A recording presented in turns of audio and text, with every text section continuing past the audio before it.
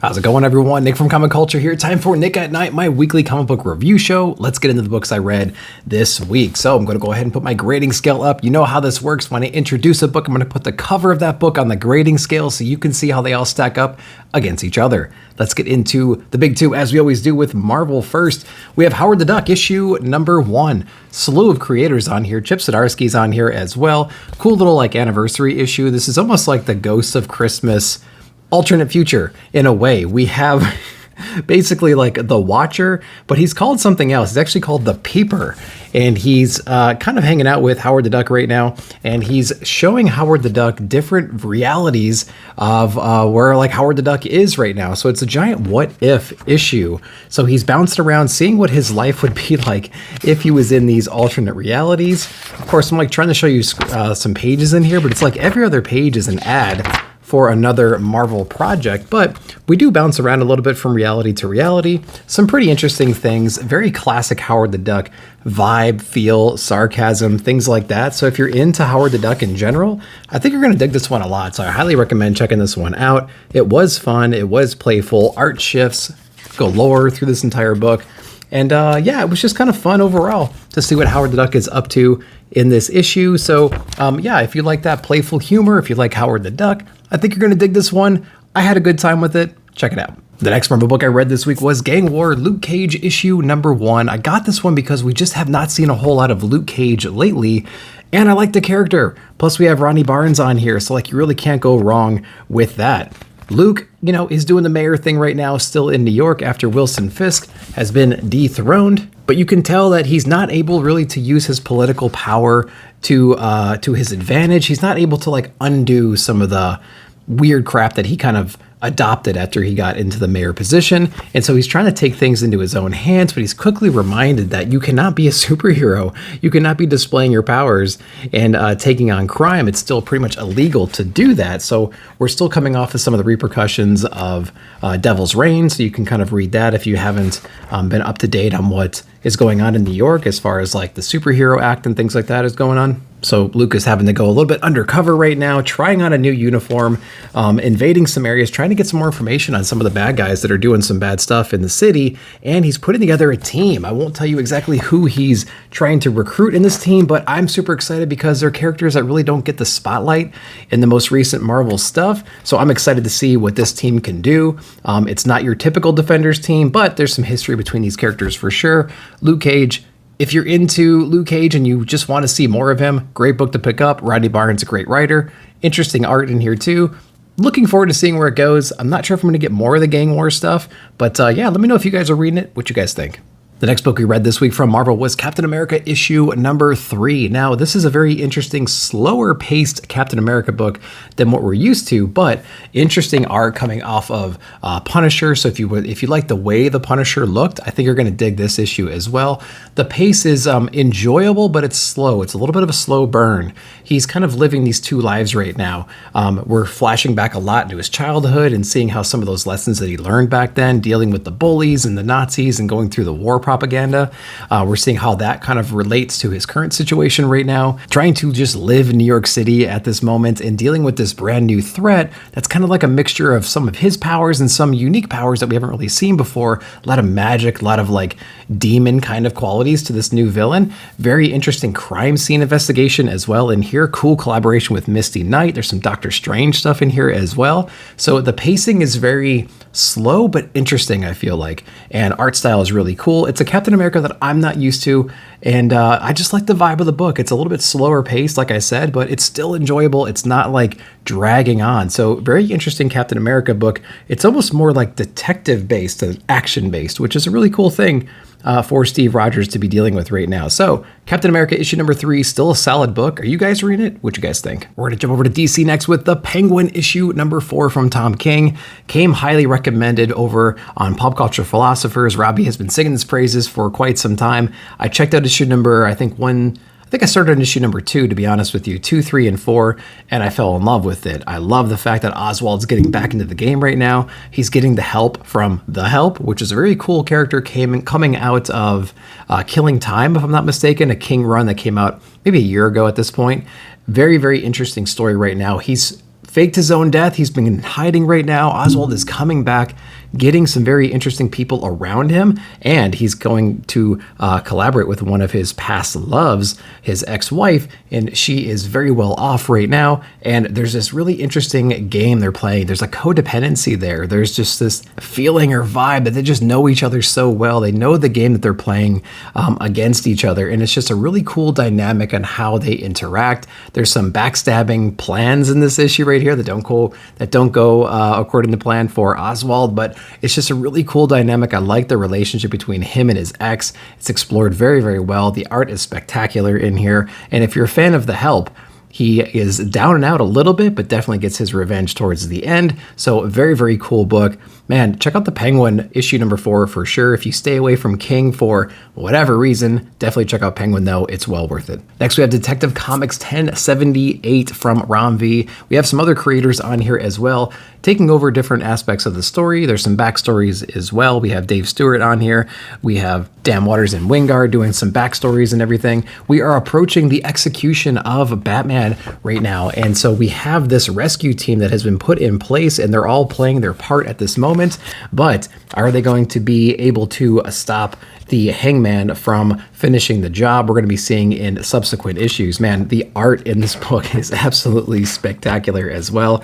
Some of the best stuff I've seen in quite some time. There's like a neo-Gothic feel to this. There's this real gritty, just dark, brooding demon type quality to the art. Absolutely love it. I love what's going on in this book. The story is really intriguing too. This is going to make a very cool collected hardcover edition. I would hope that they put that together. That's going to be something else. And I'm curious to know if you bought this issue, did you get a double cover as well? Because I have this cover and then the cover's right here as well. So a little double cover as well in here. So very, very cool book, man. I think we got 3 issues this past month, which I am totally satisfied with because I'm just eating the story up right now. Even the backstories are great. Cool creative teams on those backstories as well. So Detective Comics, it's coming to a head in this issue right here. The rescue mission has to be on game in the next issue. Cannot wait to see what happens in here. Check this one out.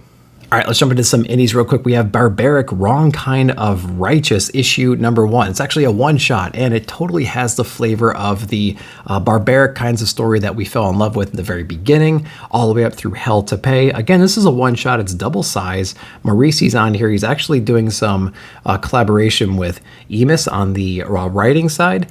Art-wise, it's pretty interesting. There needs to be a little bit more variety in color, I think, in here. There's a lot of like oranges and beiges and browns, but it's still a really enjoyable read because we get introduced to a new character who's kind of like a self-proclaimed paladin in this instance, and he came across a mystical mace, or a mystical ball and chain rather, that has the same qualities as Owen's battle axe, but it's kind of on the opposite end. Blood makes him sick. He hates to be in war. He's actually looking for his proper owner right now, but this paladin has kind of taken over him, and he's using him to his advantage, sort of like smiting everybody that comes in his path. And of course, him and Owen are going to be clashing in this issue, and I love to see all that battling and everything that we're used to seeing in Barbaic. So if you kind of strayed off of Barbaic, great time to jump back in. It is a one-shot. We'll see where it goes from here. Definitely check it out, though, if you're a Barbaic fan of the old stuff. Frank Miller presents Ronin Book 2, issue number 5. First off, amazing wraparound cover from Frank Miller, doing some really cool detail on here. Characters are still scrunched up, but we have some of that Aquarius kind of art that we came to know and love over in volume number 1. I've said it before and I'll say it again. This book right here is not as impactful as Ronin Volume 1 for sure. This is going to make a very good or better trade read. So if you haven't been picking these up in the single issue, wait for the collected format because it's kind of painful, to be honest with you, to read these individual issues. There's something about the art. Philip Tan is back on the art, by the way, but Miller's doing the layouts and everything, if I remember correctly. There's something about the art itself, specifically in the Frank Miller versions of these books. He does a couple of the interiors. I think he's done one of the interiors so far. But it feels like, I don't know, the lettering or the illustration in general is blown up. It doesn't feel like it's been reduced. It feels a little bit out of place. Things like just look really huge. It almost looks like we're cutting things off in the story. So I don't exactly know what is going on, but Philip Tan's art is spectacular in here. He does a really great job of trying to recreate what we know and love from volume number 1. This story, there's a lot of repetition. You know what I mean? Like you can almost read just the first couple bubbles in each page, and it's just repeating itself over and over and over and over and over again. And you flip a page and it repeats itself over and over and over. So it gets kind of like, it just bogs me down, to be honest with you. I don't quite remember like even where we are in the story right now. We basically have Virgo still trying to, you know, take the power from our Ronin, from Billy, who's kind of like the culmination of a couple different things right now. We have Casey and their child trying to save him from Virgo's clutches, but Virgo keeps trying to assimilate with all of them. And I think she's trying to, absorb Casey, absorb the child at this point. Like it's so convoluted and kind of weird. And I don't exactly know where it's going. I feel like I need to sit down and read it all, but it's been kind of a challenge for me, honestly, so far. I think a collected edition is going to be, it's going to flow a little bit better. I think I really enjoyed the first issue coming into this volume, but every other issue since then has been a little bit of a drag, to be honest with you. It's just like riding this massive wave of nostalgia at this point. I feel like I don't even want to read the next coming issues. I just want to wait for it to be over and to just consume it all at once, because I think that's going to be the better way getting into this book. So I don't know, guys. Let me know if you guys are thinking the same way on Ronin Book 2, issue number 5. Have I completely lost my mind? Let me know down below. Nadia and the Nomo Bots, issue number 1. What a cool title, first off. It's hard to even say. Very interesting cover right here, which is what grabbed my attention to begin with. And the story is pretty interesting, too. It's kind of hard to describe. It's almost like they were able to plug humans. First off, it's a world full of robots right now. There's very few humans out there, and there's kind of a stigma about humans being dirty or rotten or whatever. But the robots kind of are jealous of humans because they're able to feel emotions, have experiences, things like that, things that they can't really program inside of robots. They found a really creative way to maybe experience those emotions, and the way they do it is through drug use. And more specifically, they actually hook up the few remaining humans that are around to these these like emotion drains kind of a thing. It's almost like a matrix plug in the back of the head. They actually put the humans through a roller coaster of emotions, either it's through like sex or drugs or food or whatever it might be. And they're able to extract that emotion, kind of distill it, put it in a pill form and take it as a drug. And so they can actually like trip on past human experiences. And there's a certain set of robots here who kind of work at this facility right now. There's like a prostitution thing going on. He's having fantasies about this one girl, and it's a very interesting thing, and she becomes kind of the center of this whole book right here. As these authorities come through to shut this operation down, she goes on the escape with these robots, and she's very clever and is able to break away. And it's just a very interesting book, because these human emotions that are distilled down into a drug or a pill format are highly desired on the streets. And so we see a couple gangs and things like that involved. Really cool art style, interesting premise for sure. I think it's a book I'm gonna stick around with. It's from Opus. We're gonna check out issue number 2, see what it's all about. I think it's creative enough, and it's really cool art style, and it's just something that I haven't really read before. It's a premise that's pretty new and unique. So props to the team here for making a cool book. Looks great, interesting story. Did you guys check this one out? What'd you guys think? Then from Dark Horse Comics, we have Hellboy Giant Robot issue number 2. I originally got this one because Mike Mignola was on here. And of course we have this like Jeff Darrow cover, which I think is absolutely remarkable. Of course, it's a wraparound cover. And that's really what got my attention, because the story itself is not that great, to be honest with you. There's a secret base right now. The base is surrounded by all these big monsters. This corporation wants something secret from within this base. They had to deal with the monsters though. So what did they come up with? Well, they kidnapped Hellboy, put him in basically this trance, hooked him up to all these mechanics and things like that, and now he's piloting a robot through his mental power right now to take on all these different monsters while they hijack whatever it is they're trying to hijack from this base. Absolutely silly. Hellboy's not really seen or heard or really the spotlight of this book, to be honest. It's more about the mystery of the island, what this corporation is trying to uncover in this abandoned island, and then the monster battles, like the kaiju battles that take place. I would say it's kind of a skip, to be honest with you. If you're a Jeff Darrow fan, you might want to pick this up just for the cover and the wraparound art alone, but it's only a 3-issue run. We got one more to go. I can't even remember if I have it on my pull list. If I don't, it's no big loss. And Hellboy, I'll be checking it out some more, obviously, but this one's kind of a pass. Conan the Barbarian issue number 5 from Titan Comics. This is the first issue in the next arc. I absolutely loved the first arc, so we're going to see what's going on inside of this one.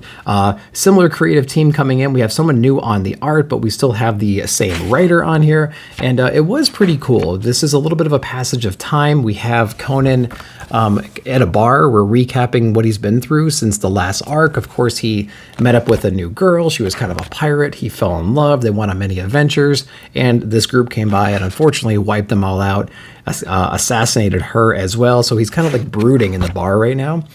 He's approached by some other people that are looking to do this heist kind of a job, steal these really special artifacts.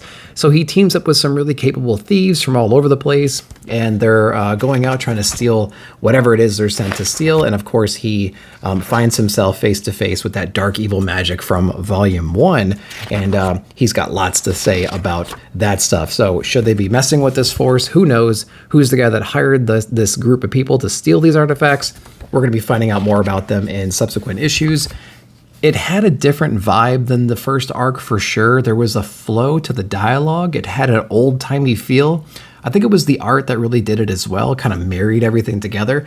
It doesn't exist in this one. The feel, the writing, the language, the verbiage and everything is just different. Still a very cool book. It's more heisty than the other ones. So if you really love the vibe of the first volume, it's going to be slightly different in the second volume, but it's still enjoyable. Let me know what you guys think. Then from Boom Studios, we have Berserker. This is Fallen Empire issue number 1. I think it's a one-shot from Boom Studios. Keanu Reeves is still on here, Tomlin as well. And I just love the Berserker lore, the mythos behind this character. This character has been around for so long. I love these little one-shot issues that really explain how he impacted very famous or well-known societies. We had an Atlantis issue a little while ago, and there was like a Cthulhu popping up or something like that he took on. This one is a really cool issue because it speaks more to this lost empire and how it actually went the way of the dinosaurs, rather. So we have this cool character that we're introduced to, presumably a woman at first. She goes across the desert and finds this society of monks who are kind of record keepers. And she goes to them saying, basically, I'm the last person in my entire empire, my entire society. I need my story told because if I don't have the opportunity to tell my story, the same fate will happen across the world. And so she tells the story of Berserker and how he was chained up and used as a gladiator, and he was basically taking out everybody. The king wanted him to work for him, but he was just kind of against all that. So he was killed over and over and over again. And eventually he falls in love with the queen, runs away with her, and realizes that maybe she's not as trustworthy as she let on to be. And he basically takes out his revenge on her against her entire society, and he was kind of the downfall for her whole culture. And it's her later in life trying to like pass this warning along that like, hey guys, this dude is unstoppable and he will ruin everything. And it was a really cool story. I just love the idea of an ultimate warrior who you just cannot kill, you cannot take care of, wiping out civilizations. And this is an example of one that is like completely wiped off the map. So very, very cool idea, cool premise. There's like endless things you could do with this character at this point. Interested to see what they're gonna do with this character in the future. Loving Berserker right now. What do you guys think of it? All right, let's jump over to Image Comics. We have Firepower issue number 29. Robert Kirkman on here. I think we have one issue to go. So a little bit sad to see that, but the last issue was one of the best issues of the entire run, I think. Very, very full of emotion. Had to deal with the grandparents and some of the kids, or the grandfather rather, and the kids and their relationship. They did speed up the story in that issue, I think, and after reading this issue, it's fine that they did that, because everything that they basically resolved in that issue was undone in this one. And, you know, with that said, there are a few things they did in here, or one thing in particular that felt a little bit out of place, but it's still a fun read. This was another good issue. We're basically rallying all the troops back together because the big dragon threat is on the rise again. Of course, we have our, evil snake dude leader over here, like shouting out a bunch of threats. We learn a little bit more about that character in this issue. than we have in the previous issues. And yeah, it's pretty cool. There's an interesting display of power in here. There's some like high flying stuff, tons of fireballs, using that firepower left and right, cool artwork and everything. Yeah, so, you know, again, the firepower is not necessarily like a precious thing anymore. Everybody seems to have this. In fact, we add more people to the mix in this issue here. With one issue left, it's like, it better be double sized. That's all I can say. That better be something big and grand, because I feel like we have a lot of ground to cover still. And if we only have an issue or so left, I don't know if we're going to be able to close it out in a pace that I would feel comfortable with. So yeah, we're going to see where it goes, man. Issue number 29. Can't believe we're 29 issues in. 30 is going to be around here anytime now. And yeah, looking forward to it. What do you guys think of Firepower overall? Let me know down below. All right, next we have Crave issue number 1. Another interesting premise, another cold shower kind of a book. And I'm all for it. This is a very cool thing. We basically are on this campus right now with a bunch of different students around, obviously. There's a new hot app that's going around called Crave, and it's like just showing up on people's phones, and nobody really understands what's going on with that. But after a few clicks on your phone in this app, you can basically tell this app what you need, what you desire, and it will show you like Google Maps where to go, when to go there to fulfill whatever that fantasy is. So if you have a crush on somebody, you can tell this app, and it will show you what you need to do to like have that come to life. So it is very cool. We follow this one guy right now who's in and out of a relationship. He's got his eye on somebody else right now, and he's kind of hesitant to use this technology because he kind of sees everybody else around him using it, and everyone's just going crazy. Everyone's just making out and stuff, and it's just a really weird book. But there's also some hints of how social media can be really damaging and dangerous, and how it kind of feeds on your base needs and desires and things like that. So there's a little bit of cool commentary going on, and you can see it playing out inside here as well. The art is really cool. It is steamy, it's hot, and yeah, it's a really cool premise, interesting thing. A lot of cool covers for this book as well. So Crave issue number 1. If you're into this stuff, you're gonna love this book. The next book we read from Image Comics was The Schlub, issue number 4. Cool series. I felt when I read this book that I like missed issue number 3 after reading it. I'm like, wait, how did we even get here? But another cool issue. We basically have this superhero that swapped his powers with some average dude that had a lot of like family issues, and he was overweight and getting older, and he was a dentist and he hated himself. But now he's taken over the body of a superhero, and he's kind of playing the part right now. He's back at his home world talking to his father, who's kind of a king of everything, and he's trying to learn his place in this new kingdom, and he sees all these I don't know, this pressure that his father's pushing down on top of him.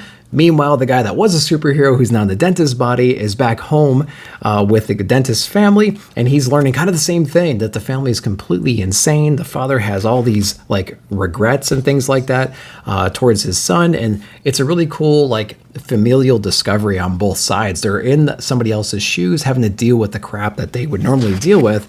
And of course, we have the villain that we were introduced to in the first issue, getting some more powers and you know, trying to take back the power of the superhero. And so it was a cool, interesting thing. I feel like, again, like I missed an issue, even though I didn't. And yeah, it was an interesting book. Art's really cool, and it's pretty unique. You know what I mean? It has a lot of humor, a lot of levity to it as well. But I feel like it's trying to be a little bit more deeper than it's able to be honest with you. There's some cool things that they could do in here. A book that's very similar to this, or I think it's aspiring to be, would be something like Second Coming Trinity. And I think it's aspiring to be that, and it's, you know, it's close, but like it's missing something for sure. It's still an enjoyable read. Let me know if you guys are reading it and what your thoughts are. Tying in on Something is Killing the Children, we have issue number 35. This is our big battle between Erica Slaughter, Cutter, and then we had this duplicate monster that we've been warned about for like 50 issues now. And so where does it go from there? First off, the thing I was really most enjoying about this run is the art. The art is absolutely incredible inside this book. I feel like it's getting cleaner. It's getting more precise. The coloring is really cool as well. Della Diera is on here, and yeah, just absolutely killing it. It reminds me a little bit of Saga, how you can see the evolution or the crispness Fiona Staples as the book goes on. I feel like there's a very similar evolution happening inside here. So props to the art team for sure. Story-wise, We've been building up to this moment for, gosh, it feels like a dozen issues at this point. This duplicate monster is supposed to be the biggest, baddest thing out there. Very, very hard to contend with, very hard to take out. Cutter is supposed to be this grand just force to be reckoned with, right? She's like completely ruthless and brutal. And I'm not going to spoil anything, but like those things don't really pan out inside of this issue. We are open-ended at the end of this. There's places where this book can go after this, and we're going to be exploring that. But like, I don't care about the threats that remain in the book, to be honest with you. We have a place where Erica's in a safe spot and she can like retire a little bit, but there is a threat they introduce in here, but I'm like, so what? What are they going to do? You know what I mean? And so I would say that the buildup took so long. It was resolved very quickly in a very beautiful way because the art's spectacular, but the story itself, it was just lacking some kind of a pace or some kind of a payoff, I think. And then again, it has a place to go after this, but like, I don't think I care about the threat they introduce. It's like, what can they possibly do to Erica? So we have issue number 35. There's another one after this one, if I'm not mistaken. There's like a connecting cover with Erica on here.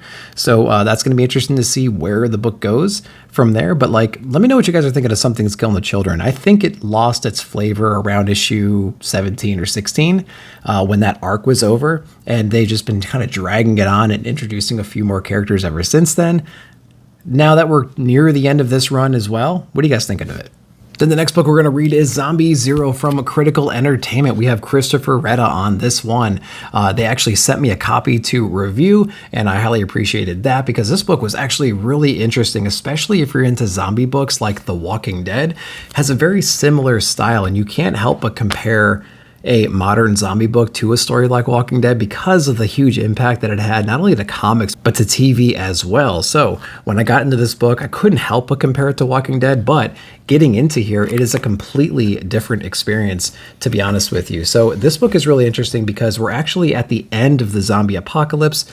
Society is very much still screwed. There's like all the infrastructure is down right now. There's a lot of bad humans out there. People are trying to still survive in little pockets here and there. They're not too like confident that the zombie threat is over. We have one more zombie alive. He's actually housed up right now in some scientific lab being researched.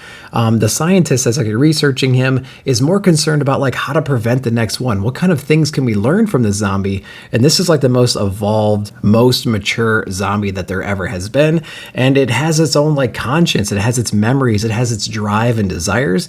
He doesn't only want to just escape and like kill people like a typical zombie would. He wants to actually go find his family. And so this book is really cool because there's a lot of people out there that just want to kill the zombie and the apocalypse, but he actually escapes through some pretty radical means. He goes on the run right now. He gets involved with a little girl that reminds him of his own family. They go on this big adventure trying to escape all kinds of people. The art style is in black and white as well, and it's very, very well drawn. There's some amazing splash pages on here. So if you're into zombie books and you want a little bit different perspective, if you want to know what it's like from the zombies' point of view, this book is really killer, and I would highly recommend checking it out. This book, though, is in trade format, so you're not going to find it inside of single issues from what I understand, but I'd say it's highly recommended. I actually read this whole thing in one sitting because I loved it so much.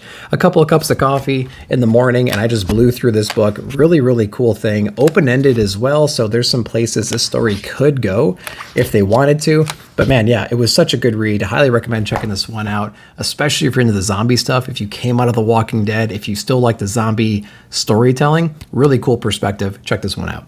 And then the last book we read this week was Swan Songs, issue number 5 from W. Maxwell Prince. And we have Alex Ekman-Lawn on here as well with this awesome, just brilliant collage style art on here, which I am not familiar with this artist whatsoever. And after seeing this book, it's one of the most beautiful books I've ever seen ever. The cover was amazing. The interiors are absolutely beautiful as well. There's this like 3D collage effect that he's able to pull off in here. The colors are spectacular. It's almost like a ransom note reading this thing from time to time. It is absolutely crazy. We're following a guy who's incapable of experiencing joy. He's got a medical condition right now. He's seeing a therapist. They're actually talking. They're doing some hypnosis. They're trying to get to the root of his problems. And basically he's reliving or experiencing his own self as a child again and seeing how easy it was for him to kind of like fall in love with everything, find joy in everything thing in his life. I mean, everything from like going on rides or playing games or eating candy, something like that. It like made his day when he was a child. As he grew up, nothing brings this guy joy. So it's this cool dynamic between his current self and his former self through this hypnotic state. And he's learning all these lessons about how to bring joy back into his life so he can, you know, be happy again. So it was a really cool deep dive into one's soul and trying to pull out that inner child a little bit just so you can go on. And there's some really amazing imagery in here as well with this little kid locked up in this safe. Like, here's your joy, man. This is what you were doing when you were a kid. You have locked this kid away. Let's open it up. Let's bring him back out. Let's assimilate with it. And let's go on with our life. Again, there's some amazing imagery towards the end of this book where like all of his past traumas were kind of consolidated, kind of sucked into this black hole. Really great imagery inside this book that really ties this entire story together. This whole run has been brilliant so far, and I highly recommend Swan Songs, especially if you're into Ice Cream Man. If you liked Haha, you gotta be in this one. The next issue is a collaboration with Ice Cream Man, and it is guaranteed to be an amazing experience. Definitely check this one out, highly recommended. So guys, that's everything I read this week. I hope you enjoyed that. Let me know down below in the comments what you read and what your favorite books of the week were. While you're down there, hit the like button, subscribe button, and check out that membership button. I would really appreciate it. But as always, thank you very much for watching. We'll see you down below in the comments.